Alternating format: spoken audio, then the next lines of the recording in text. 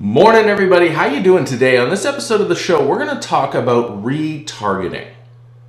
Now, what got this idea spinning in my head was an article that dropped on CBC News yesterday talking about how federal members of parliament here in Canada had a variety of tracking cookies and technologies on their personal websites. Now, that's an important story, and I actually covered it really well. It went through to understand what the technology was, how it could potentially track you. It's a great article, as you can see here, and I'll obviously put the link in the description. But I wanted to cover this a little more specifically. And the reason why this was news this week is because today it is highly expected that a federal election will be called so that Canadians will be heading to the polls on October 21st. Yes, October 21st this year. That's how fast Canadian elections happen. But it's also highly expected that digital will play a critical role moving forward in this election. And one of those things is this technique, this technology set called retargeting. Now, first things first, it's no reason to be alarmed at the CBC piece about the individual MPs' news or websites and how they're tracking you, because that's how digital tracking works across the web. So you don't need to be politically alarmed, you just need to be alarmed overall. In fact, I was actually surprised at how poorly the politicians are actually using this technology, because digital marketers know that retargeting is an extremely powerful thing, and if you use it correctly, that can really promote your business. Now, that being said, it's really invasive, and I don't agree with it personally. I think there are privacy implications, and in the context of politics, especially within Canada, where we have strong privacy legislation, we have the privacy commissioners, I think there needs to be clear guidelines around it. But let's get into what it is exactly. The concept is pretty straightforward. What it is when you visit a website, you're unlikely to convert the first time, which means if you go to a website to buy a new widget, it's unlikely that you're going to buy that widget the first time. What retargeting does is puts a cookie onto your browser, so some little unique individual identifier, and whether that's directly from the website or through an ad network, and what that does is now identifies that Mark went to widget site. And now when I go to other places, that gives the ability for an ad network to show me ads for that widget. So I've been retargeted. So I was originally targeted with an ad that drew me to the property to see about widgets. I didn't buy, but they cookied me. So now, and the way that cookie works is it's to the network, not to the site, so it doesn't pop up any security warnings when I go to other places. And now I'm going to see ads for that widget everywhere I go. So you know that whole rumor about like, hey, my phone's listening to me? Yeah, most of the time that's retargeting at work. And the spooky fact of like, hey, my phone listened to a conversation and that's why I'm getting these ads, that's the gut feeling that you should have when you hear the word retargeting. The idea from a marketing perspective is pretty straightforward. You showed some level of interest, you came to the widget site and you looked, but you didn't buy. So if I can hit you with some other messages about how great those widgets are, maybe you're going to come back and buy. Shift gears. Think about the political context. And this is why I said originally in the opening I was disappointed to see how ineffectively they were using it, because it doesn't bode well about the dangers and the challenges and the possibilities of digital technology when it comes to elections, at least here in Canada.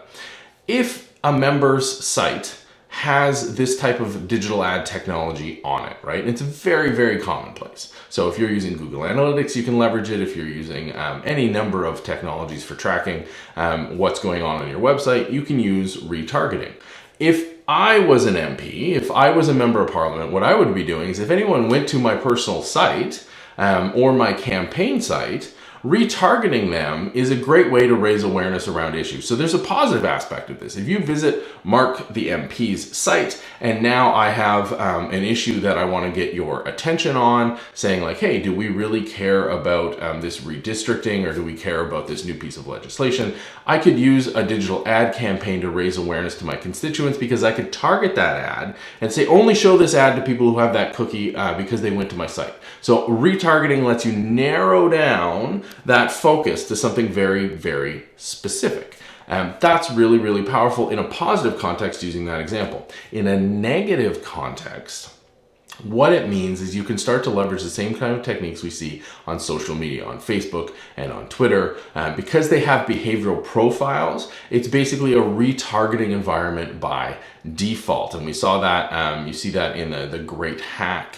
Or The Big Hack on Netflix was a good example. Brexit on HBO was a good sort of movie examples of why this kind of technology is really, really dangerous. So we saw that with the whole Leave EU campaign for Brexit. We saw it with Cambridge Analytica, because essentially what you can do in a malicious perspective is say, hey, I know you showed interest in a left-leaning message. I'm going to show you stuff that's going to bring you to the right. Or I saw you showed interest in something that's traditionally viewed as right, and I'm going to start showing you messages that bring you to the left. Now on Facebook and social media, what ended up happening there was that was done repeatedly. It was a really fast feedback loop, so that it was pulling you ever so slightly, more and more and more constantly over the course of days and weeks.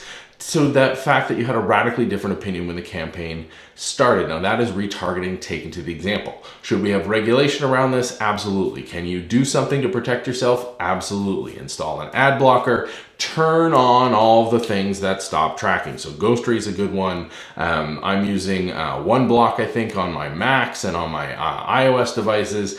There is the ability for you to stop what's happening on your devices. You can't stop what's happening out on the sites, but you can prevent these tracking technologies from working by enabling privacy enhancing software on your browsers, by using ad blockers. Almost every ad blocker out there has an anti-tracking feature or anti-tracking set of controls. Now be forewarned, some things do break when you turn this kind of thing on. So for me, I use a social media sharing application called Buffer. Basically what it does is give me a little button in my browser where I can say like, hey, click, because I want to share this on social media, whatever I'm looking at right now. If I turn off this type of, if I turn on this anti-tracking, that kind of thing breaks because they're using the same kind of cross-domain cookie to keep me logged in. Now that being said, I just switched to my mobile device, and on here I use the sharing widget, which is set up by default to allow that type of activity without tracking me. So there are differences. Again, I'll put links to everything down below. But that in a nutshell is retargeting. It's used every day in an ad context. Companies are doing this to try to focus their digital advertising to be far more specific,